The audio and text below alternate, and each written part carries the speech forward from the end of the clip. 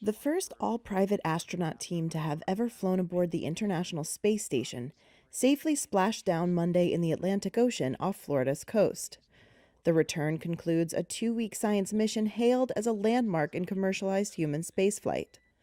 The crew capsule, provided by Elon Musk's SpaceX, carrying the 4-man team from Axiom Space, parachuted into the sea after a 16-hour descent from orbit.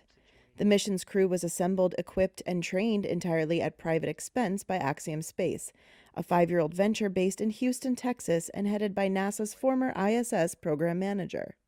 The company has also contracted with NASA to build the first commercial addition to and ultimate replacement for the space station.